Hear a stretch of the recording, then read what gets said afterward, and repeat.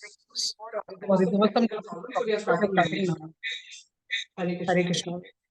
हरे Krishna. Okay, शुरू करता हूँ। एक मिनट, शेयर स्क्रीन।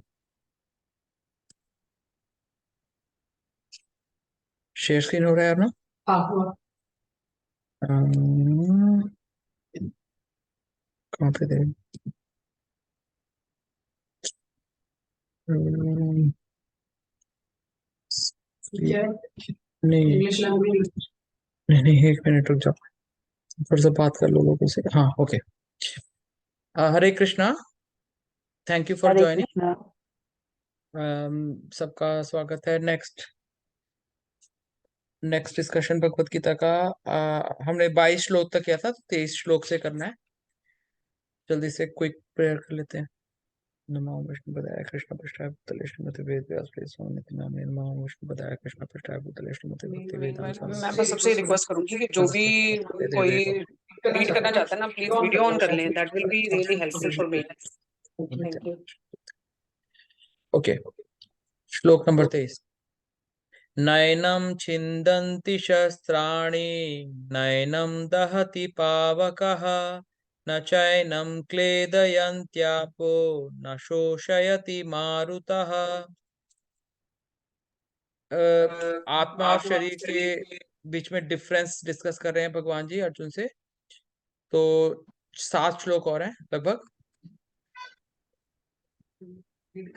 हाँ, ट्रांसलेशन और पॉपवर्ड। भाभी आप रीड करेंगे? हाँ, मैं कर देती हूँ ना। Thank you. अ, यह भैया थोड़ा सा छोटा करना पड़ेगा क्योंकि कुछ छुप रहा है उससे, जो लोगों के उससे है। तो हाँ, अब ठीक है। यह आत्मा न तो कभी किसी शस्त्र द्वारा खंड खंड किया जा सकता है, न अग्नि द्वारा जलाया जा सकता है, न जल द्वारा भिगोया या वायु द्वारा सुखाया जा सकता है। तात्पर्य: सारे हथियार, तलवार, आग्नेय अस्त्र, वर्षा के अस्त्र, चक्रवात आदि आत्मा को मारने में असमर्थ हैं। ऐसा प्रतीत होता है कि आधुनिक आग्नेयास्त्रों के अतिरिक्त मिट्टी, जल, वायु, आकाश आदि के भी अनेक प्रकार के हथियार होते थे।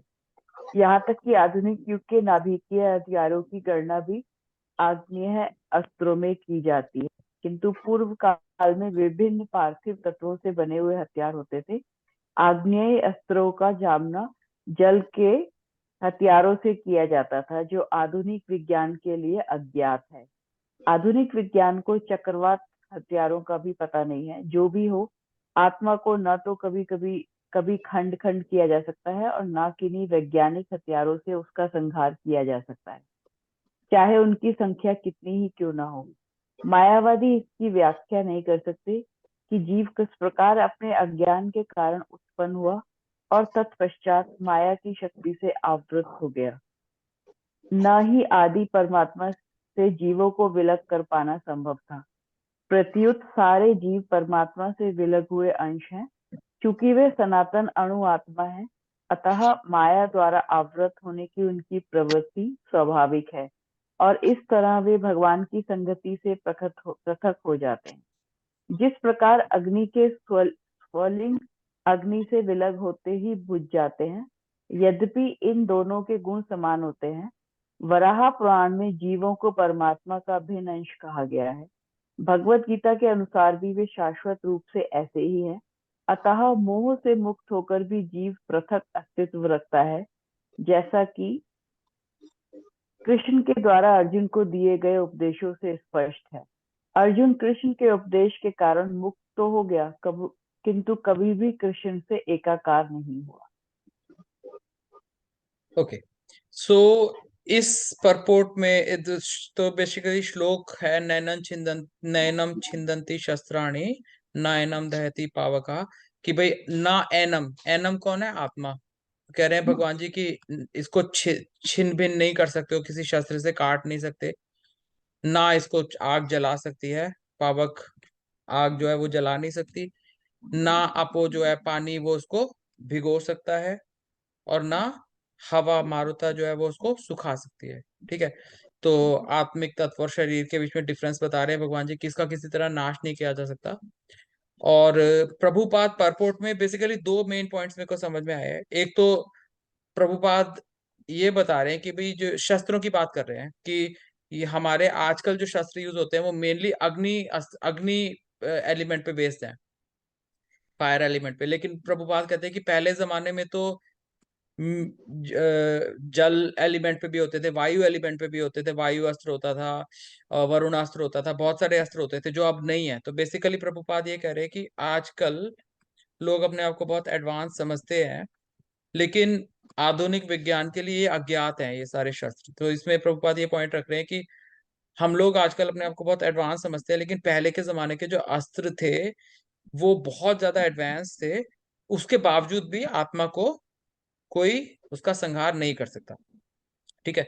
फिर प्रभुपाद इस पॉइंट को दोबारा से उठा रहे हैं, बार बार प्रभुपाद इस पॉइंट को समझाने की कोशिश करते हैं कि जैसे खंड खंड आत्मा को नहीं किया जा सकता, ना परमात्मा को खंड खंड कर सकते हैं ना आत्मा को। तो इधर कह रहे हैं कि काट नहीं सकते आत्मा को।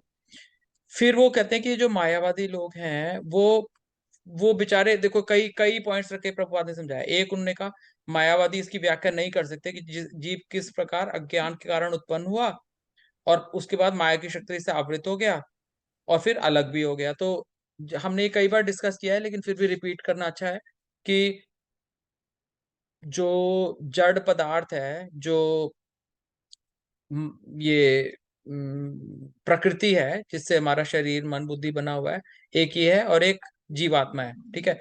अब अगर जीवात्मा ऊपर है, उससे सुपीरियर है कि लोअर है? मायावादी कहते हैं कि केवल एक एलिमेंट होता है, आत्मिक तत्व एक होता है, वो होता है निराकार ब्रह्म।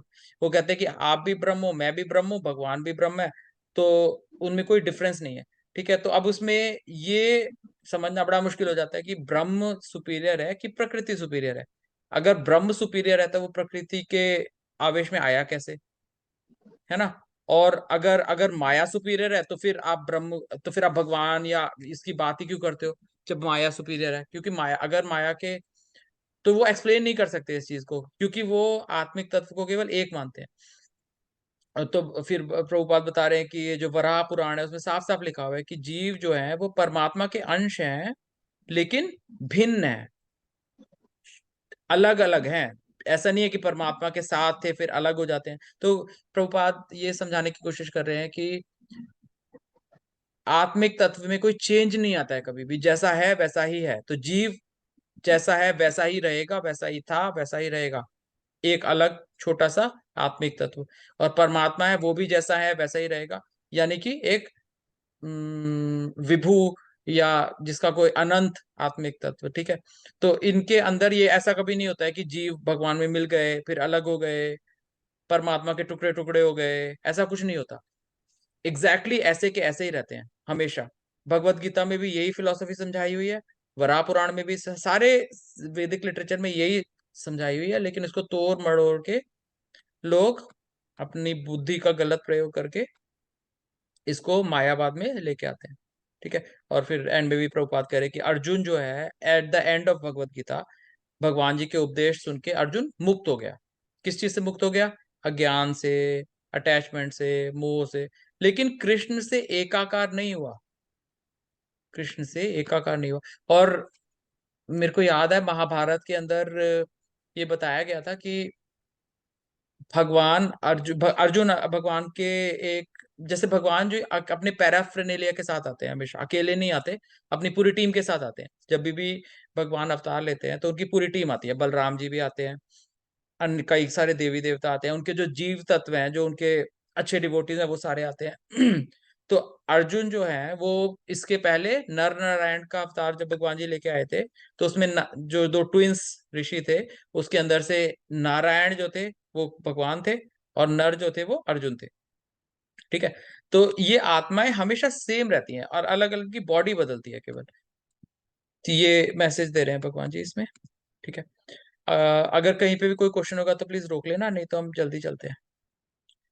अच्छेद्यो अयम अदाह्यो अयम अक्लेद्यो अशोष्य एव च नित्यः सर्वगतः स्थाणुर अचलो अयम सनातनः।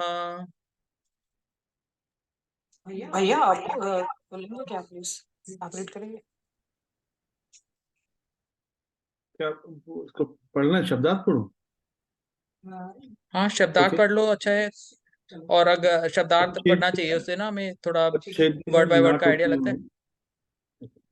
सॉरी, अच्छेद्य न टूटने वाला, अयम यह आत्मा, अदाह्य यह न जलाया जा सकने वाला, अयम यह आत्मा, अक्लेद्य अघुलनशील, अशोष्य न सुखाया जा सकने वाला, एवं निश्चय ही च तथा नित्यः शाश्वत शाश्वत सर्वगतः सर्वव्यापी स्थाणुः अपरिवर्तनीय अविकारी अचलः जड़, अयम यह आत्मा सनातनः सदैव एक सा। यह आत्मा अखंडित तथा अघुलनशील है, इसे ना तो जलाया जा सकता है ना ही सुखाया जा सकता है। यह शाश्वत, सर्वव्यापी, अविकारी, स्थिर तथा सदैव एक सा रहने वाला है। तात्पर्य: अणु आत्मा के इतने सारे गुण यही सिद्ध करते हैं कि आत्मा पूर्ण आत्मा का अणु अंश है और बिना किसी परिवर्तन के निरंतर उसी तरह बना रहता है। इस प्रसंग में अद्वैतवाद को व्यवहृत करना कठिन है, क्योंकि अणु आत्मा कभी भी परमात्मा के साथ मिलकर एक नहीं हो सकता। भौतिक कल्मश से मुक्त होकर अणु आत्मा भगवान के तेज की किरणों की आध्यात्मिक स्फुलिंग बनकर रहना चाह सकता है, किंतु बुद्धिमान जीव तो भगवान की संगति करने के लिए वैकुंठ लोक में प्रवेश करता है। सर्वगत शब्द महत्वपूर्ण है, क्योंकि इसमें कोई संशय नहीं है कि जीव भगवान की समग्र सृष्टि में फैले हुए हैं। वे जल, थल, वायु, पृथ्वी के भीतर तथा अग्नि के भीतर भी रहते हैं। जो यह मानते हैं कि वे अग्नि में स्वाहा हो जाते हैं, वह ठीक नहीं है, क्योंकि यहाँ कहा गया है कि आत्मा को अग्नि द्वारा जलाया नहीं जा सकता। अतः इसमें संदेह नहीं कि सूर्यलोक में भी उपयुक्त प्राणी निवास करते हैं। यदि सूर्यलोक निर्जन हो तो सर्वगत शब्द निरर्थक हो जाता है। थैंक यू भैया, वेरी गुड। सो मैं एक पॉइंट भूल गया पिछले श्लोक में, वो एक बार दोबारा रिवाइज करते हैं। उसमें ना प्रभुपाद ने एग्जाम्पल दिया था, अग्नि के स्फुलिंग अग्नि से विलग होते ही बुझ जाते हैं, यद्यपि उनके गुण समान होते हैं। और अन्य जगह पे प्रभुपाद वो भी एग्जाम्पल देते हैं, ग्रंथ से ही है वो एग्जाम्पल एक्चुअली, समुद्र और समुद्र की ड्रॉप। तो हमें महाप्रभु ने ये सिद्धांत समझाया था, चैतन्य महाप्रभु ने, इसको बोलते हैं क्या बोलते हैं इसको, अब अचिंत्य भेद अभेद तत्व, अचिंत्य भेद अभेद तत्व। बहुत डीप है ये, इसमें बहुत सारे एंगल से इसको हम डिस्कस कर सकते हैं, लेकिन जब से सोचो सिंपल चीज है इसके समझने की, वो ये है कि आत्मा और परमात्मा के अंदर सिमिलैरिटी भी है और डिफरेंस भी है। और सिमिलैरिटी उनके गुण में है, उनकी क्वालिटी में है, ठीक है। तो उन दोनों का गुण सत चित आनंद है। आत्मा सत चित आनंद है, परमात्मा सत चित आनंद विग्रह है। विग्रह मतलब उसकी रिजर्वॉयर है, उसका एक इनडेफिनिट अनंत रिजर्वॉयर है सच्चित आनंद का, ठीक है। और डिफरेंस क्या है कि साइज का डिफरेंस है, क्वांटिटी का। जो परमात्मा है उसका कोई ओर छोर नहीं है, उसको हम देख ही नहीं सकते कि कहाँ से शुरू है कहाँ से अंत है। लेकिन जो जीवात्मा है वो अणु है, बहुत छोटा। तो ये जो एग्जाम्पल जैसे प्रभुपाद दे रहे हैं कि मान लो एक बहुत विशाल अग्नि का गोला है या सूरज है ना। सूरज का तो फिर भी एक लिमिट है, लेकिन अगर हम इमेजिन करें कि बहुत बड़ी अग्नि की आग का कोई गोला है जिसका मोड़ चोर नहीं दे सकते, तो वो परमात्मा हो गए या भगवान हो गए। और उनके जो छोटे छोटे उनके अंदर से चिंगारियां निकल रही हैं, वो हम लोग हैं। और जब तक हम परमात्मा से अपना कनेक्शन रखते हैं, जब तक हम उस अग्नि के साथ जुड़े हुए हैं, उनके पास हैं, तब तक हम अपनी गुण को संभाल के रख पाते हैं। ठीक है, जैसे जो चिंगारी होती है वो गर्म ही रहेगी, लाल रहेगी जब तक वो आग के पास है, लेकिन जब वो दूर चली जाती है तो बुझ जाती है। इसी तरह से जब हम भगवान से दूर चले जाते हैं, भगवान को भूल जाते हैं, तो हमारा जो सच्चिद आनंद का जो गुण है ना, ये बेचारा दब जाता है, माया उसको दबा लेती है, फिर हम खुश नहीं रह पाते हैं।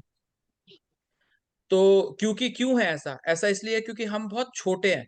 तो इवन दो प्रकृति माया जो है वो हमसे इंफीरियर है क्वालिटी में, लेकिन क्योंकि वो बहुत बड़ी है तो वो हमको दबा सकती है, जीवात्मा को दबा सकती है, लेकिन परमात्मा भगवान को नहीं दबा सकती। तो भगवत गीता में इसी सिद्धांत को बार बार समझाया हुआ है कि सारे दुनिया में जितने भी लोग हैं, इंक्लूडिंग देवी देवता, इंक्लूडिंग इवन ब्रह्मा जी, जिन्होंने सेकेंडरी क्रिएशन की है इस दुनिया की, वो सारे के सारे गुणों के अधीन है, 3 गुणों के अधीन है। प्रकृति के जो 3 गुण है उनके अधीन है। लेकिन भगवान जो है वो इन गुणों के अधीन नहीं है, भगवान एक्चुअली इनको कंट्रोल करते हैं। ठीक, ये इंपॉर्टेंट एग्जाम्पल था, ये मैं भूल गया डिस्कस करना। तो अच्छा, फिर इस वाले श्लोक में प्रभुपाद फिर से इसी चीज को डिस्कस कर रहे हैं कि अद्वैतवाद का जो सिद्धांत है उससे पूरी तरह कंक्लूजन पे पहुंच पाना पॉसिबल नहीं है, क्योंकि भगवत गीता के जो श्लोक है उनको अगर हम अच्छे से समझें, हर एक में ये लिखा हुआ है कि कोई परिवर्तन नहीं होता है। अणु जो आत्मा है और परमात्मा है उनमें कोई परिवर्तन नहीं होता। लेकिन अद्वैतवाद का सिद्धांत हम प्रूव ही नहीं कर सकते, क्योंकि अद्वैतवाद कहता है कि आत्मा मिल जाती है परमात्मा में, परमात्मा और आत्मा में कोई डिफरेंस नहीं है, कभी अलग है, कभी माया के अंडर है, कभी उससे अलग हो गई। ठीक है, और फिर उसके बाद इन्होंने सर्वगत का मीनिंग, क्योंकि इसमें ये बताया हुआ है ना कि आत्मा हर जगह पे मौजूद है, तो प्रभुपाद कह रहे हैं कि आत्मा हर जगह पे मौजूद है। ऐसा नहीं है कि बहुत गर्म कोई चीज होती है तो उसमें हम उसमें कोई जीवन नहीं है। प्रभुपाद कह रहे हैं कि सूर्य लोक पे भी जीवन है, जैसे कि हमारे ग्रंथों में तो है कि सूर्य लोक पे, लेकिन और इसमें साइंटिफिकली जहां तक मैंने पढ़ा है अभी तक, तो ऐसा नहीं है कि जब हम किसी चीज को ऑटोक्लेव करते हैं तो सारे के सारे मर जाते हैं सब कुछ। क्योंकि अभी पीछे रिसर्च आई थी कि प्रायोन्स करके एक प्रायोन्स करके एक लाइफ फॉर्म है, जो कि वायरस का एक प्रोटीन का पार्टिकल है बेसिकली। और जिस तरह वायरस होता है उसके अंदर खुद का जीवन नहीं दिखता, लेकिन जब वो कोई किसी के अंदर चला जाता है तो वो मल्टीप्लाई करता है। तो प्रायन जो है वो नष्ट नहीं होता है ऑटोक्लेव से। ये तो अब साइंस ने ही ढूंढ लिया, तो उन्होंने यूके में डायरेक्शन दी थी कि जिन जिन जो नर्व से रिलेटेड ऑपरेशंस हैं उनको सबको ऑटोक्लेव नहीं कर सकते हम। तो इस तरह हम जैसे जैसे हम साइंस में बढ़ते जा रहे हैं तो हमें ये पता चल रहा है कि जो हम पहले सोचते थे वो गलत है, और जो ग्रंथों में है वो सही निकल के आता है। ओके, अव्यक्तो अयम अचिन्त्योऽयम् अविकार्यो अयम उच्यते तस्मादेवं विदित्वैनं नानुशोचितुम् अर्हसि। रिद्धि भाभी, आप करेंगे शब्दार्थ मैं पढ़ूं? further? आप पढ़ दीजिए, एक ही बात है। एक मिनट, मुझे ना 1 मिनट, एक चीज समझ नहीं आई पहले वाले श्लोक में जीजा जी। वो भौतिक कलमश से मुक्त होकर अणु आत्मा भगवान के तेज किरणों की आध्यात्मिक स्फुल्लिंग बनकर रहना चाह सकता है, मतलब? ओके, अच्छा अच्छा अच्छा, वो आपने पॉइंट रेज किया, मेरे मैं डिस्कस करना चाहिए था। देखो, अब ये बात किस चीज की हो रही है? मायावाद की बात हो रही है। और कई कैटेगरी के लोग हैं इस दुनिया में। कुछ लोग भगवान को मानते नहीं है, ठीक है। कुछ लोग एक शक्ति को मानते हैं कि हाँ कोई शक्ति है, हमें नहीं पता कौन सी है। और कुछ लोग कहते हैं कि एक शक्ति है, हम ही वो शक्ति है, हम अपने आप को रियलाइज करो, तो उनको मायावादी बोलते हैं। कुछ लोग कहते हैं कि ये है भगवान, ठीक है। उनमें से कोई कहेगा कि कृष्ण है भगवान, कोई कहेगा विष्णु है भगवान। तो अब इसमें क्या है कि जो बिल्कुल कोई भगवान को मानता नहीं है, बिल्कुल मानता नहीं है, वो कैसे लोग हैं? जो स्पिरिचुअली बिल्कुल डेवलप नहीं है। जैसे जानवर योनि से कोई नया नया आया है अभी ह्यूमन योनि में, ठीक है, उसको एंजॉय करना है उसको, ठीक है। वो कहता है कि मेरे को तो एंजॉय करना है, मेरे को कोई मतलब नहीं है भगवान है या नहीं है, आई डोंट केयर। लेकिन जैसे जैसे उसकी स्पिरिचुअल इवोल्यूशन होती है, वो ये समझ पाता है कि एंजॉयमेंट एक्चुअली एंजॉयमेंट नहीं है, और उसको दिखता है कि इतनी सारी प्रॉब्लम्स हैं। कोई भी चीज हम एंजॉय जब करने के लिए जाते हैं तो उसके साथ कितनी प्रॉब्लम्स आती हैं। कोई बहुत सुंदर लड़की से शादी करेगा तो बाद में उसे पता चलेगा, ओह, उसको डर लगता है कि मेरी बीवी के पीछे इतने सारे लोग हैं। कोई बहुत सारा पैसा लेके आएगा तो उसको डर लगेगा कि मेरे को कोई लूट ना ले। तो जब हमको ये समझ आता है कि इस दुनिया में प्रॉब्लम ही प्रॉब्लम है, फिर हम स्पिरिचुअलिटी की तरफ थोड़ा झुकते हैं, और हमें ये होता है कि हमें इससे मुक्ति पानी है। तो ये एक टर्म है ना कि मुक्ति पानी है। तो तो अब ये जो हमने 8 एलिमेंट देखे थे ना जिससे हमारी बॉडी बनती है, उसका जो सबसे एंड का एलिमेंट है ईगो, अहंकार, तो वही था भूमि, आपा, अनला, वायु, खम। 5 जो ये शरीर बनाते हैं, जो ग्रॉस बॉडी बनाते हैं, और 3 एलिमेंट जो है सटल बॉडी बनाते हैं, मन, बुद्धि, अहंकार। तो इसमें जो अहंकार है, इसको पार करना सबसे मुश्किल होता है। तो अब हम स्पिरिचुअलिटी की तरफ बढ़ रहे हैं। हमें ये समझ में आ गया कि ये दुनिया बेकार है, इसमें कोई एक्चुअली खुशी नहीं है, ये सब बकवास है, हमें मुक्ति चाहिए। ठीक है, लेकिन ईगो में फंसे फंसे अभी भी ईगो में हैं हम फंसे हुए। तो उसमें क्या होता है कि मायावाद की तरफ जाते हैं। मायावाद कहता है कि ये सब तो बेकार है, जगत मिथ्या, ब्रह्म सत्य। ठीक है, इस कंक्लूजन पे पहुंचते हैं। लेकिन वो ये कहते हैं कि मैं ही ब्रह्म हूं, अहम ब्रह्मास्मि, जैसे रावण बोलता था अहम ब्रह्मास्मि। ठीक है, मैं ही ब्रह्म हूं, मेरे को अपने आप को पहचानना है, और मैं ही सबसे पावरफुल बन सकता हूँ। तो उसकी बात कर रहे हैं प्रभुपाद इसमें कि अणु आत्मा जो है, जब परेशान हो गई है भौतिक इस दुनिया से, लेकिन वो ये मानने को तैयार नहीं है कि भगवान अलग है और मेरे को भगवान की सेवा करनी है, मैं भगवान का वो दास हूं। तो उसमें वो भगवान के तेज की किरणों में घुल घुस जाना चाहता है, उसमें मिल जाना चाहता है कि भाई मेरे को अब मुक्ति चाहिए, अब मैं ऐसा कुछ करूंगा, मैं तपस्या करूंगा कि मैं उस ब्रह्म तेज में मिलके भगवान से एक हो जाऊं।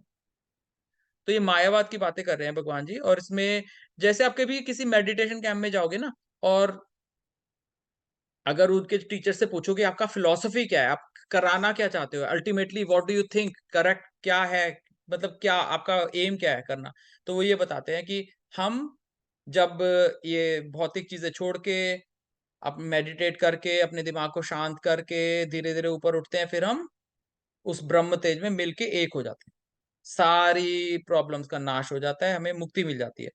ठीक है, ऐसा ऐसा बोलते हैं वो। तो ये प्रभुपाद उसी चीज के बारे में बोल रहे हैं कि भौतिक कलमश से मुक्त होकर अणु आत्मा भगवान के तेज की किरणों की आध्यात्मिक स्फुलिंग बन के रहना चाहता है। इसको बोलते हैं ब्रह्म ज्ञानी, ब्रह्म तेज में रहना। लेकिन जब हम स्क्रिप्चर्स पढ़ते हैं, जब हम शास्त्र पढ़ते हैं, जब हम भागवत पढ़ते हैं, तब हमें ये पता चलता है कि ये टेम्परेरी स्टेज है। तो अभी जैसे हम स्पिरिचुअलिटी में ऊपर उठ रहे हैं, हमें पता चल गया कि भौतिक दुनिया बेकार है। ठीक है, यहाँ पे नहीं रुकना हमको, तो हम ऊपर उठ रहे हैं। लेकिन जहां पे स्पिरिचुअल वर्ल्ड शुरू होता है, वहीं पे ब्रह्म तेज है, भगवान की लाइट आ रही है, वहां पे हम टंगे रहते हैं कुछ टाइम तक। और वो केवल हम तभी तक टंगे रह सकते हैं जब तक हमारे दिमाग में कोई इच्छा नहीं आती, हमारे मन में कोई इच्छा नहीं आती। ठीक है, हम ब्रह्म तेज का आनंद ले रहे हैं, लेकिन जैसे ही हमारे अंदर कोई इच्छा आएगी, उसी टाइम उस इच्छा को पूरा करने के लिए हम नीचे गिर जाएंगे। तो इसका इलाज क्या है, क्योंकि इच्छा तो आएगी, ये आत्मा का गुण है। आत्मा का गुण है कि हमारे को इच्छा होती है कुछ ना कुछ। ठीक है, बिना इच्छा के हम लंबे टाइम तक नहीं रह सकते। और ये मेन फर्क है डिवोटीज में, कृष्ण के भक्तों में, और बाकी तरह के स्पिरिचुअलिस्ट जो हैं, जो जो निराकार ब्रह्म की पूजा करते हैं, जो इस तरह के लोग हैं, जो मेडिटेट करते हैं, यज्ञ करते हैं, अग्नि को सैक्रिफाइस देते हैं। अल्टीमेटली उनका यहीं तक एम होता है कि हम इसके साथ एक हो जाएंगे। लेकिन ग्रंथ हमें बताते हैं कि ये सारे लोग कुछ टाइम तक वहां पे बहुत आनंद लेते हैं, ब्रह्म तेज, जब आप ब्रह्म ज्ञानी बन जाते हो तो वहां पे बहुत आनंद है। लेकिन कुछ टाइम के बाद उनके अंदर इच्छा आ जाती है, वो नीचे गिर जाते हैं, और वो सिद्ध पुरुष होते हैं। तो वो कैसे हम इस दुनिया में देखते हैं, कई यहाँ पे साधु या ये जो स्पिरिचुअल लोग हैं जिनके अंदर सिद्धियां हैं, फॉर एग्जाम्पल आजकल वो बागेश्वर धाम बाबा, या पहले सिद्धार्थ, हाँ एक हमारे फरीदाबाद में भी था सिद्धदाता आश्रम, या फिर वो है साईं बाबा। ठीक है, अब आप अगर इन लोगों को एनालाइज करोगे ना, तो इन लोगों के पास सिद्धियां हैं, या फिर सिद्धियां किसी टाइम पे थी। तो जब ये लोग प्रोमिनेंट हुए, जब इनको लोगों ने पहचाना, लोगों ने इनकी इतनी वो की, तो उस टाइम पे इनको सिद्धियां थी, लेकिन उन सिद्धियों का गलत यूज करके वो सिद्धि चली गई कभी कभी, और फिर वो, क्योंकि वो लोगों को बता नहीं सकते कि सिद्धि चली गई, तो फिर वो गलत गलत काम करते हैं, कोई ट्रिक्स दिखाते हैं, कोई जादू मतलब साइंस वगैरह यूज करते हैं कि लोगों को पता ना चले, है ना, या ट्रिकरी यूज, लेकिन इनके अंदर सिद्धियां थी 100% कभी, क्योंकि इतने सारे लोगों को इन्फ्लुएंस कर पाना नॉर्मल आदमी के लिए संभव नहीं है। तो ये यही वाले लोग हैं जो ब्रह्म तेज तक पहुंचे, फिर उसके बाद इनके दिमाग में कोई डिजायर आ गई।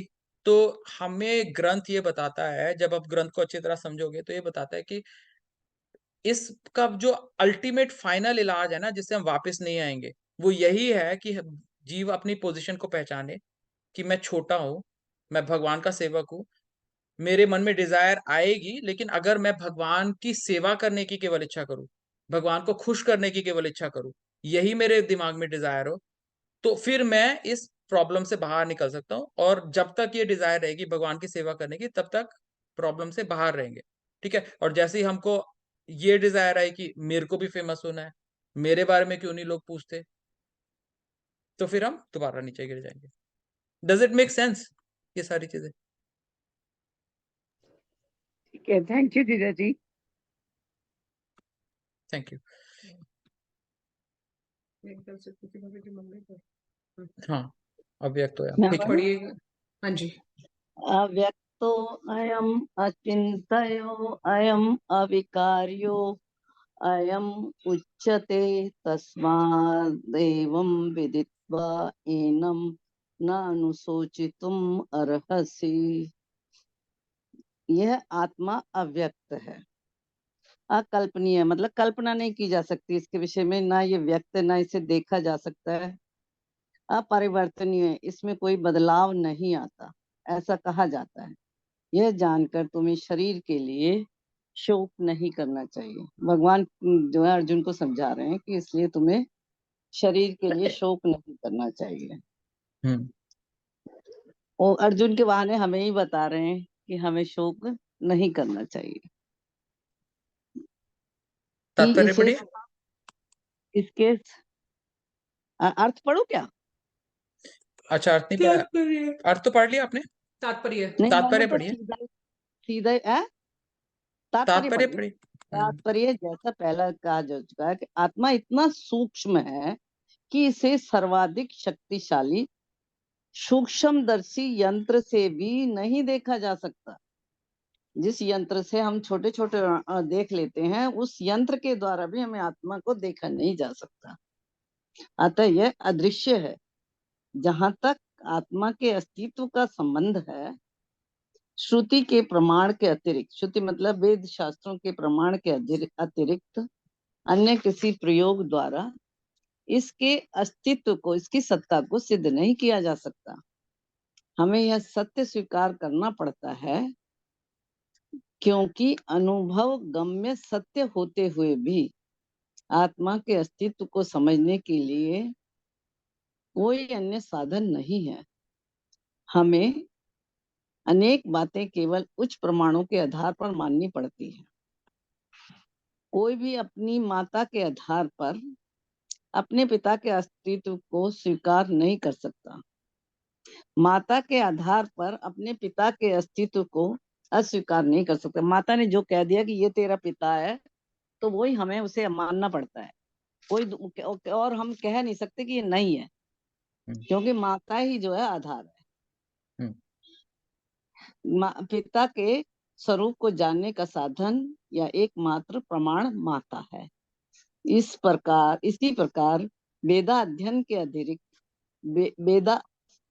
के अतिरिक्त आत्मा को समझने का अन्य कोई उपाय नहीं है। दूसरे शब्दों में आत्मा मानवीय व्यावहारिक ज्ञान द्वारा अकल्पनीय है। कि मतलब इसे व्यावहारिक ज्ञान में इसकी कल्पना नहीं की जा सकती, हम इसको सोच नहीं सकते इसके विषय में। आत्मा चेतना है और चेतन है। वेदों के इस कथन को हमें स्वीकार करना होगा कि आत्मा में शरीर जैसे परिवर्तन नहीं होते। मतलब शरीर तो छोटा होता है, फिर बड़ा होता है, फिर बूढ़ा होता है, लेकिन आत्मा में ऐसा परिवर्तन नहीं होता। आत्मा ऐसा कैसा रहता है। yes. क्योंकि मूलतः अविकारी होते हुए भी आत्मा अनंत परमात्मा की तुलना में अणु रूप है। परमात्मा अनंत है और अणु आत्मा है, अति सूक्ष्म है। अतः अति सूक्ष्म आत्मा अविकारी होने के कारण अनंत अनंत आत्मा भगवान के तुल्य नहीं हो सकता। यही भाव वेदों में भिन्न भिन्न प्रकार से आत्मा के अस्तित्व की पुष्टि करने के लिए दोहराया गया है।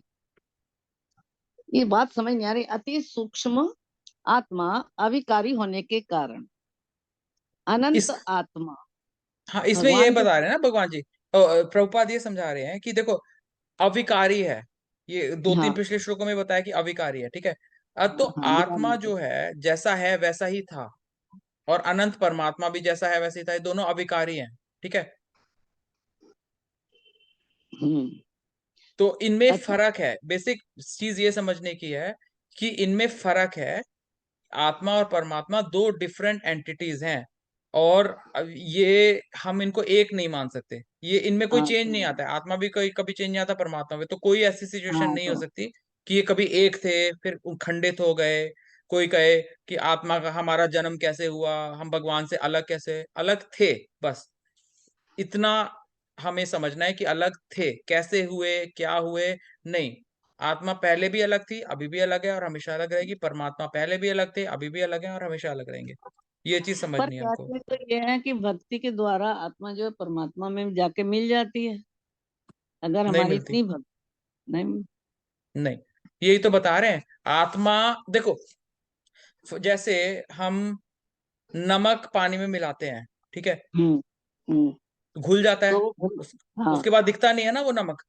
तो अभी हम हाँ केमिस्ट्री की बात नहीं कर रहे कि वो उसके अंदर नमक डिसॉल्व हो गया, लेकिन नमक तो है, लेकिन लेकिन इस तरह से अब ये बता रहे हैं कि घुलता नहीं है आत्मा, घुलता नहीं है आत्मा के छोटे छोटे अंश नहीं होते, आत्मा ऐसा का ऐसा ही रहता है। तो अब इसको हम कैसे समझे, इसको हम ऐसे समझते हैं कि जैसे आप एक जंगल में देख रहे हो, वहां पेड़ ही पेड़ है, हरे हरे बहुत सारे पेड़ हैं, ठीक है। अब एक तोता आ रहा है, तो तोता उड़ता हुआ आ रहा है, दूर से उड़ता हुआ आ रहा है, आपने देखा एक तोता आ रहा है उड़ता हुआ। अब फिर उसके बाद वो उड़ता उड़ता आपकी आंखों के सामने उस जंगल के अंदर चला गया। तो अब जो थोड़ा मूर्ख इंसान है वो कहेगा तोता जंगल में मिल गया, अब उसको ढूंढ पाना संभव नहीं है, वो तो मिल गया। लेकिन जो समझदार इंसान है, जो किसी देखो, मिल अब गए किसी भी चीज अभी को कहेंगे जब हम पहले किसी चीज जंगल में खो गया, खो गया, इधर ठीक है, उधर मिसप्लेस हो गया। मिसप्लेस हो गया, लेकिन अब देखो, अब हम किसी चीज को अगर अच्छे से जान कोई इंसान किसी चीज को अच्छे से जानता है तो उसको बहुत करीब से जानता है। जैसे आप अपने हस्बैंड को बहुत करीब से जानते हो क्योंकि आप उनके साथ रहे हो। आप किसी और इंसान को दूर से जानते हो, ठीक है, करीब तो से नहीं आपको, जानते हम। है ना। हाँ इसी तरह से जब कोई पदार्थ लेते हो, ये पेन है, आप दूर से देख रहे हो इसको तो आप कहोगे बस नीले रंग का है, पता नहीं क्या है। लेकिन जब आप इसको क्लोज से देखोगे, इसका केमिकल स्ट्रक्चर देखोगे, आपको इसके बारे में ज्यादा पता चलेगा।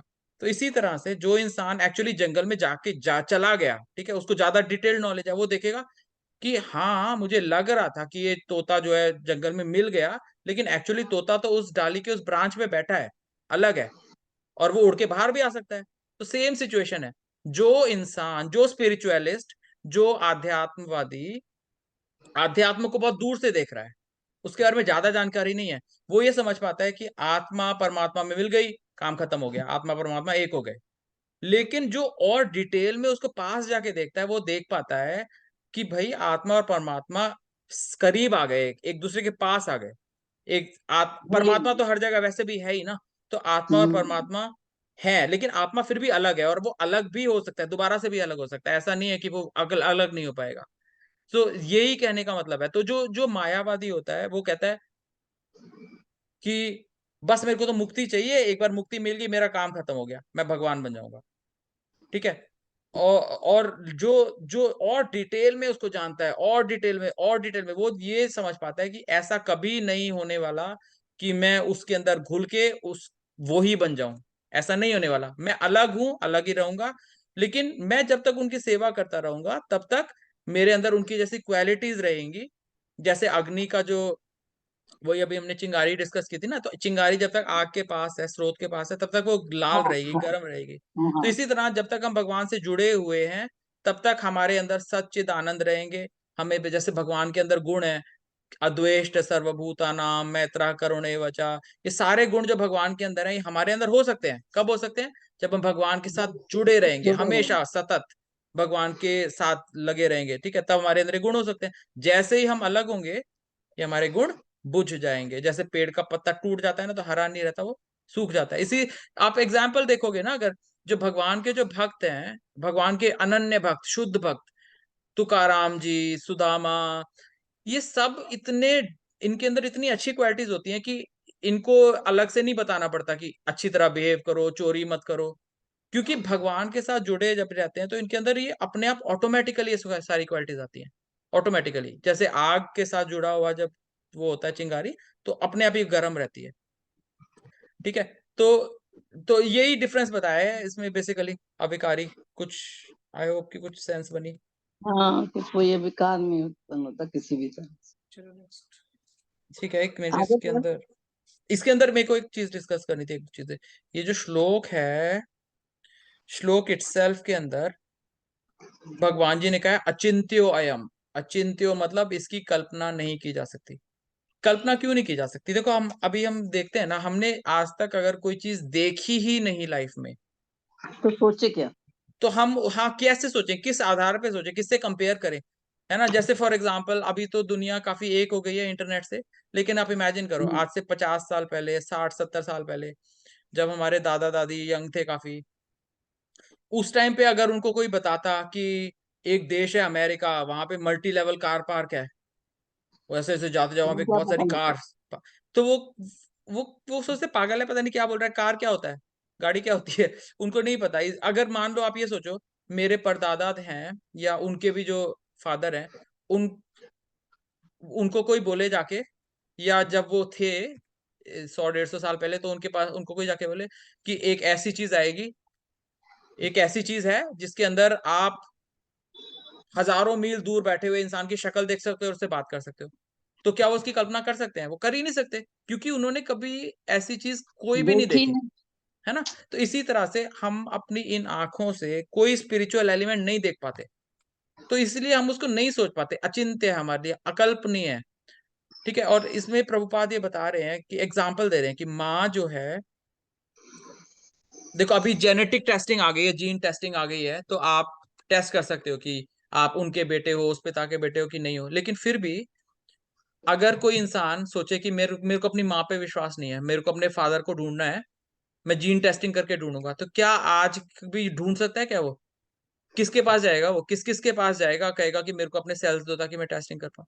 तो अल्टीमेटली अपने फादर के बारे में पता करने के लिए, जब बच्चा छोटा होता है तो उसकी माँ बताती है, बेटा ये तुम्हारे फादर है, तुम्हें इनकी हाँ, बस रिस्पेक्ट वही करनी सही चाहिए, प्रमाण है ना? तो इसी तरह से भगवान हमारे पिता है, और ये जो ग्रंथ है ना, ये हमारी माता है। इन ग्रंथों को पढ़कर हम भगवान को, अपने पिता को जान सकते हैं, नहीं तो कोई और आइडिया है ही नहीं। अगर हम ये सोचे मेरे को अपनी माँ पे विश्वास नहीं है, मेरे को ग्रंथ पे विश्वास नहीं है, मैं अपने आप ढूंढूंगा अपनी साइंस से, तो ये पूरा जीवन निकल जाएगा, लेकिन ये कभी नहीं हो पाएगा। It is not possible. लेकिन अगर हम माता की बात मान लें, अगर हम माँ की बात मान लें, तो 1 सेकंड में हमें पूरा 100% ट्रुथ पता चल गया, है ना? श्रीला प्रभुपाद हमेशा ये कहते थे, श्रीला प्रभुपाद कहते थे, I may be imperfect but the knowledge I am giving is perfect.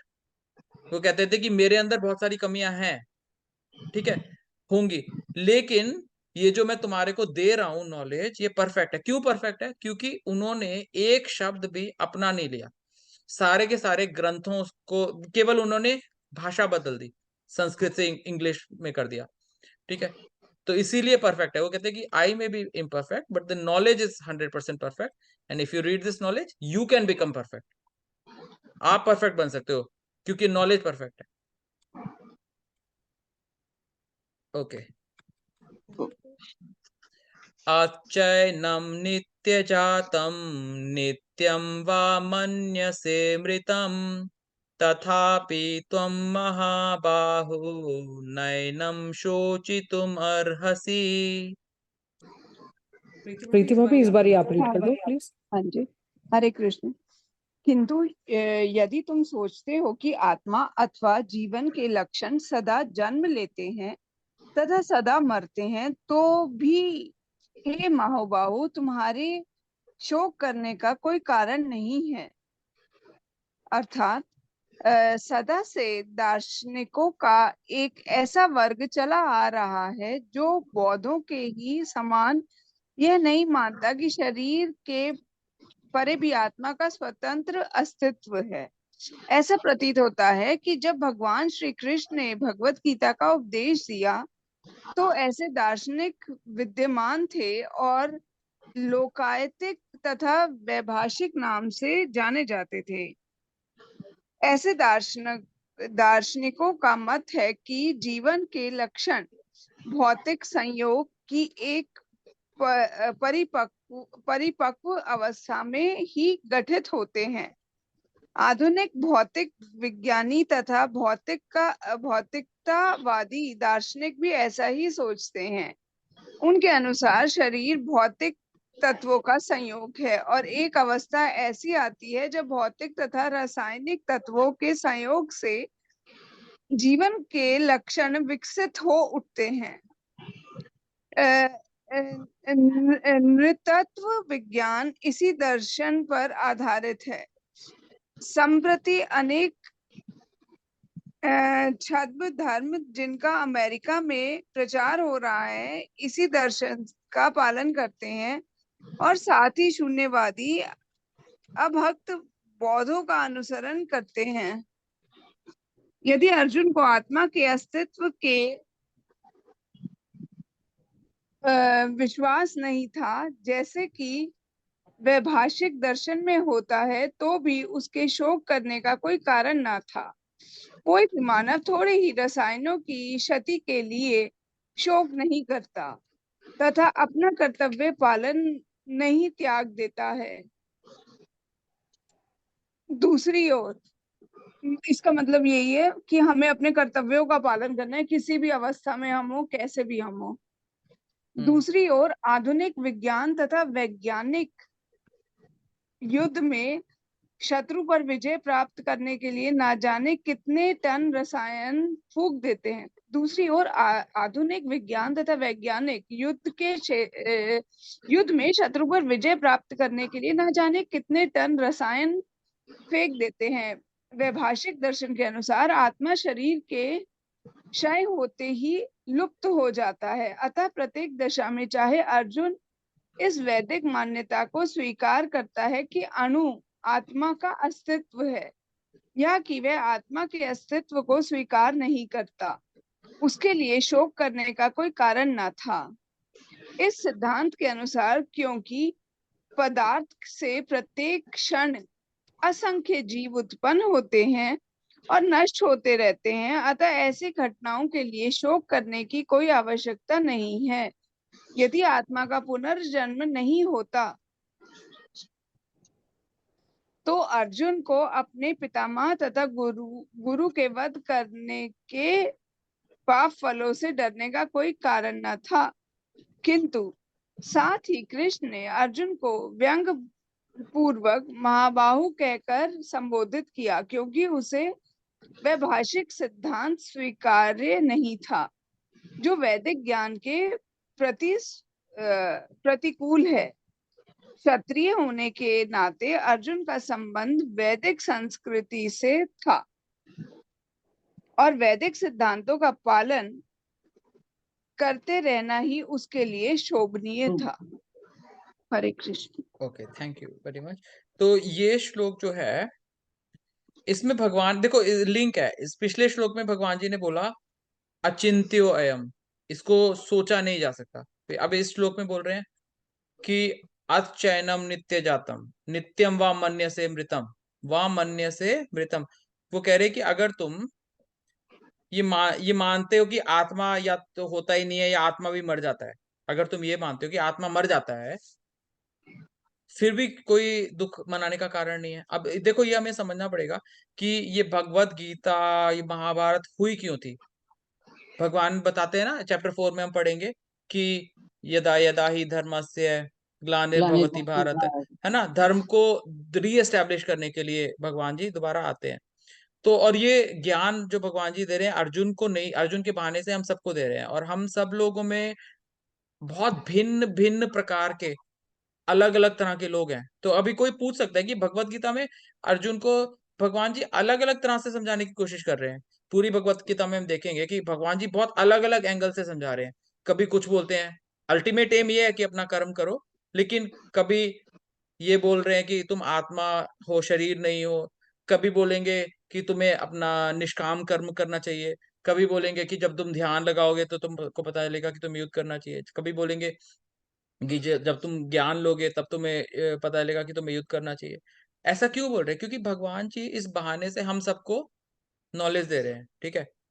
भगवान जी इस बहाने से हम सबको नॉलेज दे रहे हैं, और हम में से कुछ लोग ऐसे हैं जो कि कहेंगे कि मेरे को नहीं दिख रहा तो मैं नहीं मानता कि आत्मा है, मानता ही नहीं, क्योंकि मेरे को जो दिखता है मैं वही मानता हूँ। ऐसे कई लोग हैं हम में से, ठीक है, वो शास्त्रों में बिलीव नहीं करेंगे।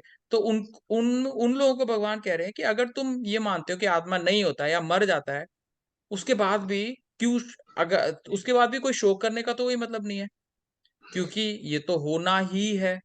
जो चीज होनी ही है उसके लिए तो बेवकूफी है ना जो शोक करेगा। फॉर एग्जाम्पल, मेरे को एग्जाम आना है, मेरा ईयर के एंड में मेरा फाइनल एग्जाम आएगा, ठीक है, और मैंने उसकी तैयारी नहीं की। उसके बाद जब एग्जाम आया तो मैं रो रहा हूँ कि ओ मेरा एग्जाम है, मैं फेल हो गया, इतना मुश्किल एग्जाम आया। तो जो चीज पता है कि होनी ही होनी है उसमें कौन रोता है? मूर्ख रोता है। तो भगवान जी एक तो ये वाली चीज कह रहे हैं कि अगर तुम मानते नहीं हो कि आत्मा है, फिर भी उससे कोई तुम्हें कोई वो नहीं है, उससे कोई रिबेट नहीं मिली कि नहीं फिर नहीं करना चाहिए, अपना कर्तव्य करने के लोगों को नहीं मारना चाहिए, क्योंकि वो तो होना ही है। और दूसरी, फिर प्रभुपाद ये बता रहे कि ये जो थिंकिंग है, आजकल जो लोग हैं, बहुत सारे लोग हैं जो बिल्कुल भगवान को नहीं मानते, कभी सोचते ही नहीं है कि ये दुनिया कैसे बनी, क्या हुआ, क्योंकि वो इतने बिजी हैं अपने लाइफ में, भौतिकवादी लोग जो। तो कह रहे हैं कि ये ऐसा नहीं है कि अभी नया नया कुछ शुरू हुआ है, पहले भी थे ऐसे लोग। क्योंकि बेसिकली हम आगे जाके सीखेंगे, हमने एसएसआर में भी सीखा था कि हम आते क्यों हैं इस दुनिया में। हम आते इसलिए हैं क्योंकि हमारे पास डिजायर होती है। एक दो कामों की वजह से आते हैं, एक हिंदी का काम, एक संस्कृत का काम। तो संस्कृत का काम है काम, मतलब कामना, यानी इच्छा। इच्छा होती है तो उसको पूरी करने के लिए हमें शरीर लेना पड़ता है, और फिर वो इच्छा पूरी करने के चक्कर में हम इतने सारे काम कार्य करते हैं कि उसके फिर कर्म बंधन में फंस जाते हैं। तो ये बहुत कॉम्प्लेक्स ही हो जाता है, ठीक है। तो अब जो लोग इच्छा से वशीभूत होते हैं वो बेचारे, उनको ये सब नहीं, उनको अगर पता भी होता है ना, थोड़ा आइडिया भी होता है कि ये सही चीज है, फिर भी वो इसको, इसकी तरफ आ नहीं पाते। फॉर एग्जाम्पल, कई बार लोग स्मोकिंग करते हैं ना, उनको पता होता है कि स्मोकिंग करना ठीक नहीं है, लेकिन आप उनको जाके बताओगे तो वो कहेंगे भाग यहाँ से, मेरे को सब पता है, मैं बहुत स्ट्रेस में हूँ, मेरे को स्मोकिंग करने दो, मेरे को रोको मत, मेरे को परेशान मत करो, इस तरह बोलेंगे। या कोई बच्चा टॉफी खाता है, आप उसको बोलोगे बेटा तेरे दांत सड़ जाएंगे, तो कहेगा मेरे को पता है लेकिन मैं एक ही तो खा रहा हूँ, एक खाने से क्या होएगा। तो जब इच्छा इतनी स्ट्रांग होती है ना, तो ये सारी चीजें, इवन तो हमें थोड़ा आइडिया हो कि ये अच्छी सही चीज है, फिर भी हम उसकी तरफ, हमारा झुकाव नहीं होता। तो भगवान जी उन लोगों की तरफ पॉइंट कर रहे हैं इस टाइम पे। एक तो ये पॉइंट है इसमें मेन। और प्रभुपाद ने उनके दर्शनों के नाम भी दिए हैं, वैभाषिक दर्शन, ठीक है, जिसमें जो मतलब ऐसे वाला है जिसमें भगवान के को बिलीव ही नहीं करते। और इन्होंने इस दर्शन के सांख्य योग, इस दर्शन के किसी ऋषि ने सांख्य योग भी लिखा है, उनका नाम भी कपिल था, कपिल मुनि, ठीक है। तो उस सांख्य योग में, तो सांख्य जैसे हमने पढ़ा था ना एसएसआर में, सांख्य मतलब संख्या। तो उसमें बेसिकली जब कोई इस दुनिया में ये सोचता है कि ये क्या है, ये परमानेंट है, टेम्परेरी है, करने लायक चीज है, नहीं है, ये दुनिया किस चीज से बनी है, तो उसमें सारे एलिमेंट्स गिनते हैं कि दुनिया इन इन चीजों से बनी है, इतने पदार्थ हैं जिनसे मिलके ये दुनिया बनी है। तो जो असली सांख्य योग है भगवान कपिल देव ने दिया था, जैसे भागवतम में बताया गया है, उसमें आत्मा परमात्मा इन सब का मेंशन है। लेकिन जो वैभाषिक दर्शन का सांख्य योग है उसमें आत्मिक तत्व परमात्मिक तत्व माइनस है, अलग अलग तरह के हैं। किसी में तो आत्मिक तत्व ही टोटल माइनस है, किसी के अंदर भगवान को माइनस कर दिया है, आत्मा को बता रखा है कि ब्रह्म होता है, ठीक है। और फिर ये प्रभुपाद पॉइंट रेज कर रहे हैं कि क्योंकि अर्जुन ने कहा था कि मेरे को पाप लगेगा, है ना। पाप लगेगा का सत्य। मतलब क्या हुआ? पाप लगेगा का मतलब हुआ कि तुम्हारी आत्मा को फल मिलेगा ना, अगले शरीर में मिलेगा। तो कह रहे हैं अगर तू ये मानता ही नहीं है कि आत्मा होती है तो पाप से डरने की क्या जरूरत है? जो जीवन में खत्म हुआ उसके बाद खत्म हो गया, है ना। और फिर उसके बाद प्रभुपाद कह रहे हैं कि कृष्णा ने महाबाहु क्यों कहा है? कृष्णा ने महाबाहु इसलिए कहा है क्योंकि वो बता रहे कि लंबी भैया तुम अच्छी फैमिली से बिलोंग करते हो, तुम आर्यन हो, कितने अच्छे तुम्हारे पापा की फैमिली, कितनी अच्छी मम्मी की फैमिली है, तो तुम वैदिक सिद्धांतों का फॉलो करना चाहिए तुम्हें। और वैदिक सिद्धांतों को फॉलो करेंगे तो उसमें सबसे पहली चीज यही बताई है कि अपने कर्तव्य का पालन करो। ओके। पर कर्तव्य का पालन करना तो ठीक है, पर उस समय संस्कृति ये भी तो कहती है ना, बड़ों पर वो धर्म आ जाता है ना, धर्म की रक्षा करना कर्तव्य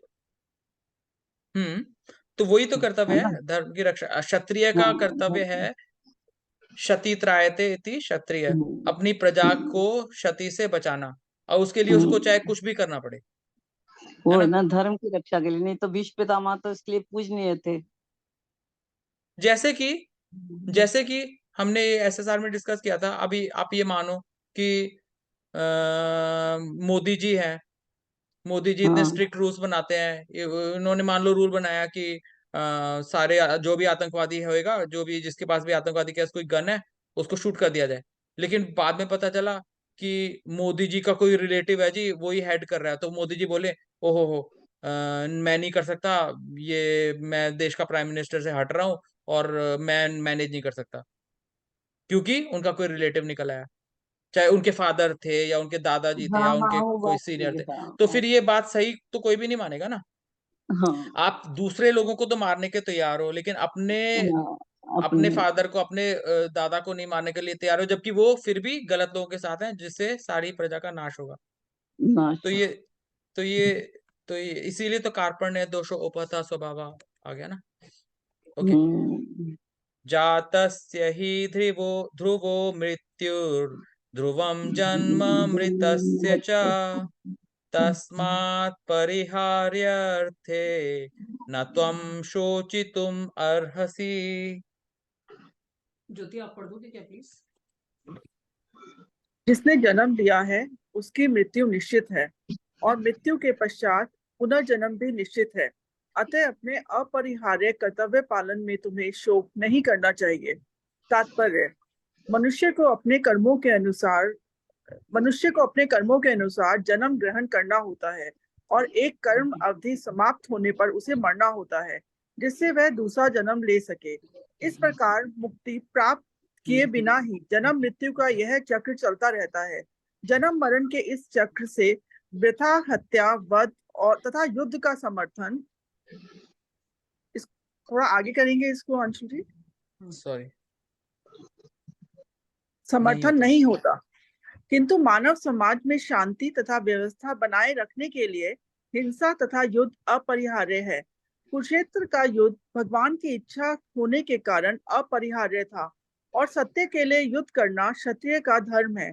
अतः अपने कर्तव्य का पालन करते हुए वह स्वजनों की मृत्यु से भयभीत या शोकाकुल क्यों था? वह विधि कानून को भंग नहीं करना चाहता था, क्योंकि ऐसा करने पर उसे उन पाप कर्मों के फल भोगने होंगे जिनसे वह अत्यंत भयभीत था।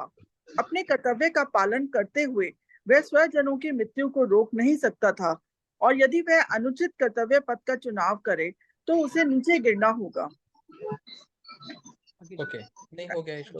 ओके, तो thank you very much. Okay, so तो अब इसमें कृष्ण ने एक ही श्लोक में कहा कि अगर तुम मानते हो कि आत्मा नहीं होती है, मर जाती है, लेकिन एक्चुअली में होती है, तो इसलिए भगवान कह रहे हैं कि जिसने जन्म लिया है उसकी मृत्यु तो निश्चित है, क्योंकि शरीर तो नष्ट होगा ही होगा, और मृत्यु के पश्चात पुनर्जन्म भी होगा उसका। ठीक है, इसलिए तुम्हें अपने कर्तव्य पालन में शोक नहीं करना चाहिए। तो ये तो इन्होंने इस बार एडवाइस दी है दोबारा से, और प्रभुपाद इसको ऐसे समझा रहे हैं कि जन्म मरण का चक्कर चलता रहता है, तो इसमें हत्या करना अच्छी चीज नहीं है। ठीक है, हत्या करना अच्छी चीज नहीं है, लेकिन कई बार हमें अहिंसा के लिए हिंसा करनी पड़ती है। अहिंसा करने के लिए कई बार हमें हिंसा करनी पड़ती है। इसका क्या मतलब है? फॉर एग्जाम्पल, आगे हिंसा ना बढ़े। हाँ, जैसे जैसे अगर जिसने गलती की है, अपराध किया है, उसको सजा ना मिले तो दूसरों को भी उसका चांस करने का मिलता है कि अरे उसको भी कुछ नहीं हुआ, मैं भी कर लेता हूँ। हमारी इंडिया में भी तो यही है। हाँ, बिल्कुल बिल्कुल। जैसे जैसे फॉर एग्जाम्पल कोई पुलिस वाला है, वो कहे कि मैं हिंसा नहीं करूंगा, मैं इस अपराधी को नहीं मारूंगा, और वो अपराधी गोलियां मार मार के उसने 50 लोग मार डाले, और जो हाँ, पुलिस वाला है वो कह रहा है मैं हिंसा नहीं करूंगा, हिंसा करना गलत बात है, तो मैं हाँ, अहिंसा का पालन करूंगा। तो एक्चुअली उसने अहिंसा की कि हिंसा की? उसकी वजह से ही 50 लोग मरे, क्योंकि उसकी 50 ड्यूटी लोग थी मर उसको गए। पकड़ना, उसने नहीं पकड़ा। ठीक है। इसी तरह से एक एग्जांपल हम सर्जरी, जैसे समाज है ना, एक समाज जो है वो हमारे शरीर से हम कंपेयर कर सकते हैं। समाज में जितने लोग हैं वो अलग अलग काम करते हैं, जिस तरह हमारी बॉडी के अलग अलग अंग जो है वो अलग अलग काम करते हैं, तो इसी तरह जब समाज का कोई अंग विकृत हो जाता है तो उसको काट देना चाहिए। जिस तरह हमारी बॉडी के अंदर कोई किसी जगह पे कैंसर हो गया है ना, या कोई पार्ट सड़ गया डायबिटीज से, अगर हम उसको नहीं काटेंगे तो पूरी बॉडी मर जाएगी। तो वैसे अपने शरीर को काटना गलत बात है, लेकिन अगर कोई इस तरह की विकृति आ गई है तो उसको काटना बॉडी को सेव करेगा, और अगर नहीं काटेंगे तो बॉडी मर जाएगी। इसी तरह से समाज के किसी अंग में, समाज के किसी इंसान में जब इस तरह की प्रॉब्लम्स आ गई है तो उसको सजा देना अनिवार्य है। और सजा अलग अलग तरह की होती है डिपेंडिंग ऑन क्राइम, क्योंकि अगर हम नहीं देंगे, जैसे अगर हमारे बच्चे हैं, बच्चों को डांटना मारना गलत बात है, लेकिन अगर हमारे बच्चे कोई बहुत गलत काम कर रहे हैं तो हमें उनको डिसिप्लिन करना पड़ेगा, क्योंकि अगर हम नहीं करेंगे तो उनका वो बिहेवियर बढ़ता जाएगा, और फिर वो हमारे आउट ऑफ कंट्रोल हो जाएगा, वो समाज को भी परेशान करेगा, सारे लोगों को परेशान करेगा। तो इसीलिए हिंसा, अहिंसा करने के लिए कभी कभी हिंसा करनी पड़ती है। और इसमें अर्जुन जो है वो और इसमें एक इम्पोर्टेंट पॉइंट है कि अभी जैसे हिंदू मुस्लिम्स का चल रहा है इंडिया में, और ये सब चल रहा है, तो ये हमें हमेशा समझना चाहिए कि हम कौन सी पोजीशन पे हैं, हमारी ड्यूटी क्या है। तो अगर कोई पुलिस वाला किसी को पनिशमेंट दे रहा है तो जायज है, कोई जज जो है वो जजमेंट दे रहा है वो जायज है, लेकिन हमें अपना काम करना है। अगर हम ये नहीं सोच सकते कि हम अपना काम छोड़ के और मुसलमान लोगों को मारने जाएंगे या इन लोगों को मारने जाएंगे, क्योंकि हमारी ड्यूटी नहीं है, वो किसी और की ड्यूटी। और अगर आप ऐसे करना चाहते हो, आपकी ऐसी मनोवृत्ति है, तो फिर आपको फौज में भर्ती होना चाहिए, पुलिस में भर्ती होना चाहिए, then it will be correct, और वो भी न्याय संगत ढंग से। ठीक है, तब तब वो ठीक होगा। नहीं तो वो प्रतिशोध बन जाएगा, यानी कि बदला लेना, तो वो हमें उससे बचना चाहिए। ये हमें अच्छे से क्लियर होना चाहिए ये सब, कि हमें अपना कर्तव्य करना है। और अगर अगर आप समझते हो कि भाई आपका कर्तव्य कुछ और होना चाहिए, तो आप अपनी ड्यूटी चेंज करोगे, क्योंकि वो गुण कर्म विभागशा होती है, आपकी जैसे गुण है और आपकी जैसी डिजायर्स है उसके हिसाब से आपको प्रोफेशन मिलता है। अगर आपका नहीं है तो फिर, अगर आप समझते हो नहीं है तो वो करो, लेकिन जब आप पुलिस में नहीं हो या उसमें नहीं हो, तो फॉर एग्जाम्पल कोई डॉक्टर है, उसके पास अगर कोई मुसलमान आए, है लड़ाई हुई है, हिंदू मुसलमान की लड़ाई हुई, और मुसलमान जो है वो इंजर्ड है, और वो किसी हिंदू डॉक्टर के पास है, और हिंदू सोचे कि मैं तो बड़ा देशभक्त हूँ, मैं इसका इलाज नहीं करूंगा, इसको मैं मार देता हूँ इसको जहर का इंजेक्शन देके, तो वो पाप कर्म होगा उसके लिए, वो उसकी वजह से नर्क में जाएगा, क्योंकि उसका कर्म डॉक्टर का है, उसका कर्म है इंसान की जान बचाना, दैट इज हिज ड्यूटी। और अगर वो समझता है कि मेरे को मुसलमानों को मारना है, तो उसको डॉक्टर से अपनी ड्यूटी चेंज करके आर्मी में या पुलिस में भर्ती हो जाना चाहिए। और उसमें भी वो तब मार सकता है जब उसको गवर्नमेंट की डायरेक्शंस है, क्योंकि अगर वो अपनी तरफ से कुछ करेगा तो फिर उसको कर्म का फल भोगना पड़ेगा। अपराधी बन जाएगा। ओके, तो 27 तक ही कर पाए आज हम। हाँ, 28 से करेंगे 9 तक। किसी को कोई चीज डिस्कस करनी है, कोई ऐसे अलग पॉइंट्स हो जो मैं भूल गया हूँ करना डिस्कस, या फिर कोई और चीज, कोई क्वेश्चंस या समथिंग? वही है मेन तो गीता में, वही है कि हम लोग जब जैसे किसी की डेथ होती है तो कहते हैं रोना नहीं चाहिए, पर ऐसा कैसे हो सकता है कि रोना नहीं चाहिए? क्योंकि उसके संग रहे हैं, सब कुछ जानते हैं, उसके ऐसा हो सकता है सहारे। माता जी, ऐसा हो सकता कैसे? है, और ऐसा होता है जब हम्म, हम, ऐसा कब तब होता है जब आप भगवत गीता को नित्य पाठ पढ़ोगे और आप सोचोगे कि आज 5 मिनट में मेरे को मरना है, आप हर रोज सोचोगे आज रात को हो सकता है मेरा लास्ट दिन हो सकता है 2 घंटे में मेरे को मरना हो, हाँ, हो सकता है कि मेरे को अभी जाना है, आधे घंटे में जाना है, तो आप क्या करोगे? भगवान का नाम लोगे हर टाइम। तो जब हम किसी चीज को एक्सपेक्ट करते हैं हर टाइम, तो जब वो एक्चुअली में होती है तो हमें उससे कोई ज्यादा फर्क नहीं पड़ता। मैं उस स्टेज पे नहीं हूँ। प्रॉब्लम ये है कि अगर हम अपनी डेथ की बात नहीं करते, अगर हम दूसरे की डेथ की बात करते हैं हाँ, तो कैसे है? दूसरे की और अपनी, जब कोई इंसान आत्म तत्व और हाँ, भौतिक मैं तत्व के दूसरे की डिफरेंस डेथ को की बात समझ कर रही जाता हूँ, है, अपनी डेथ की, दूसरे की डेथ की बात। ये प्रैक्टिकली कैसे होता है, ये देखो, ये आप बहुत सही पाथ पे हो। ये सारे लोग जानते हैं आत्मा और शरीर है, लेकिन सारे धर्म बताते हैं कि आपको ऑनेस्ट होना चाहिए, आपको चीटिंग नहीं करनी चाहिए, आपको हिंसा नहीं करनी चाहिए, लेकिन सब लोग करते हैं। लेकिन करते इस हैं। युग भगवान इस युग कृष्ण ने भी थोड़ी करी धर्म को भगवान बचाने कृष्ण के की लिए। बात छोड़ दो आप, भगवान कृष्ण की बात हम नहीं कर सकते क्योंकि भगवान नम नहीं है। भगवान कृष्ण की, गोवर्धन पर्वत नहीं उठाया ना? हाँ, क्योंकि हमने गोवर्धन पर्वत नहीं उठा सकते और हम भगवान कृष्ण को कॉपी नहीं कर सकते। अनुकरण, अनुसरण, इन दोनों चीजों में हमें डिफरेंस पता होना चाहिए, ठीक है? इसमें नहीं है, मुझे उस समय की परिस्थिति को संभालने के लिए कई बारी हमें कर्म करना पड़ जाता है ना चाहते हुए। कर्म करना एक अलग बात है, लेकिन हम भगवान की एग्जाम्पल नहीं ले सकते क्योंकि भगवान ने जो जो चीजें की वो हमारी हाँ, समझ से बाहर है। लेकिन आप जो क्वेश्चन पूछ रहे हो ना कि ऐसा कैसे हो सकता है कि जब हम, ये हाँ, होता है और मैंने देखा है होते हुए, ये हरि नाम के जप से होता है। जब आप हरि नाम निरंतर करते हो ना, निरंतर, हमारे यहाँ पे डिवोटीज हैं। आज हाँ, एकादशी तो है, मोहिनी आज मूर्ति में एकादशी है, मोहिनी। आज एकादशी में हमारा एक ग्रुप है जिसमें 64 राउंड चैंटिंग करते हैं। 64 राउंड चैंटिंग करने में 8 घंटा लगता है, ठीक है? अच्छे से प्यार से चैंटिंग करते रहते हैं। कुछ हरिदास ठाकुर 192 राउंड्स करते थे, उनको उसको करने में 22 घंटा लगता है, ठीक है? 1 सवा घंटा सोते थे वो, आधे घंटे में नहा धो के जो भी करते थे, बाकी सारे टाइम चैंटिंग करते थे। जब हम इस तरह ध्यान ही नहीं करते जाता। हैं और निरंतर करते रहते हैं ना, तो ये ऑटोमेटिकली आत्म तत्व हमारे अंदर रियलाइज होता है। और उसके बाद आपका कोई सगा संबंधी मर रहा है या आप मर रहे हो या आपका हाथ कट गया, डिवोटीज को ज्यादा फर्क नहीं पड़ता है। मैंने देखे हैं ऐसे डिवोटीज अपनी आंखों से, मैंने देखे हैं अपनी आंखों से ऐसे डिवोटीज। और अगर हम इस बात का फॉलो करेंगे ना, केवल हरि नाम का जप, केवल हरि नाम का जप अगर हम निरंतर करेंगे। किसी का अपना जो बच्चा मर जाता है उसका, लाइक अभी हमारे यहाँ डिवोटी क्या हुआ है, हाँ, हमारे एक उसके डिवोटी भी है, पता उनका 15 साल का लड़का जो कि स्कॉलरशिप स्टूडेंट, बहुत इंटेलिजेंट स्टूडेंट था, इंडिया गए थे, दिसंबर की बात है, हमारे साथ ही थे। उनका बच्चा 15 साल का मर गया। कैसे मर गया? मुंबई में थे, हम भी मुंबई में थे उस टाइम पे, और उनका, वो अपने क्या कहते हैं ससुराल में थे प्रभु जी, तो मम्मी माता जी के माता पिता मुंबई में रहते हैं।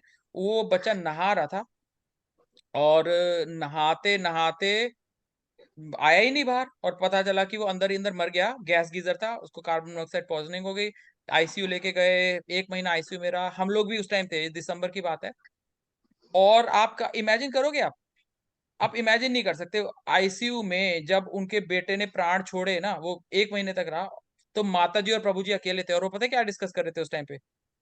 माता जी कहती हैं कि भागवतम के चौथे स्कंद में जो वो वाली कहानी है, जब वो बच्चा जाता है वापस, वो जब बच्चा मर जाता है और फिर जो वो राजा पूछते हैं कि मेरे बच्चे को ले आओ, फिर नारद मुनि जब लेके आते हैं दोबारा बच्चे की आत्मा को, तो उनको जैसी फीलिंग हुई थी ऐसी कुछ फीलिंग हो रही है मेरे को भी।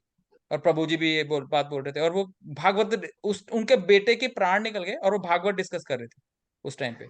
और हाँ, ऐसा नहीं है बोलो कि हो नहीं रोए, सकता है लेकिन उन्होंने एक दिन भी प्रीचिंग नहीं छोड़ी। इनफैक्ट आप ये सोचो, उनके बेटे की अस्थियां लेके जब वो जा रहे थे ना मुंबई में, उन्होंने जलाया, उसके बाद गुरु महाराज ने बोला कि वृंदावन में लाओ अस्थियों को, यमुना जी में प्रवाहित करो। उन्होंने भगवत गीता बांटी है एयरपोर्ट पे। उन्होंने क्या कहते हैं एयरलाइंस में जो क्या कहते हैं वो आती हैं एयर हॉस्टेसेस, उनको भगवत गीता दे रहे थे। वो कहते हैं कि मेरे बेटे की डेथ हो गई है, this is the only thing that help me. आपको भी कोई लाइफ में प्रॉब्लम आएगी तो आपको ये हेल्प करेगी, ये लो जी भगवत गीता। सबको भगवत गीता बांट रहे हैं वो, उनके बेटे की डेथ हो गई है। बात तो सही है पर होना बड़ा मुश्किल। होना मुश्किल है, 100% मुश्किल है, हम्म, लेकिन संभव है। और मैंने देखा है इसलिए निरंतर करना पड़ेगा। संभव है कि निरंतर, बिल्कुल हम भगवान में लगे रहें निरंतर। देखो, निरंतर। आप एक चीज सोचो, एक चीज सोचो इसमें कितनी ताकत है। वाल्मीकि मुनि को, जब वाल्मीकि थे, हाँ हाँ उनको किसी ने रामायण लिखी हुई दी थी क्या, या उनके कान में जाके बताई थी? वो केवल हरि नाम कर रहे थे, केवल राम राम राम का नाम चैंट कर रहे थे, और उस नाम की महिमा से उनके हृदय में प्रकाशित हो गई। और प्रकाशित हो गई। उस रामायण के अंदर उनको उनको सब पता, नॉलेज आ गई कि जब राम जी ने वो बाण चलाया तो उनके मन में क्या चल रहा था, जब रावण और ने वो किया तो तो उसके मरा मन में। मरा बोल रहे थे, मुश्किल से राम राम बोल पाए थे। हाँ, है ना? तो डाकू थे वो ये तो। करेक्ट। तो ये राम के नाम की महिमा है जब से संभव है, जब युग धर्म क्या हाँ है इस जब टाइम, हरि नाम संकीर्तन युग धर्म है। अगर हम इसको सीरियसली पालन करेंगे तो ये होता है, मैंने देखा अपनी आंखों से। सीरियसली पालन करें, हम्म सीरियसली पालन इसीलिए, करें और बहुत ज्यादा करें। हाँ बहुत ज्यादा।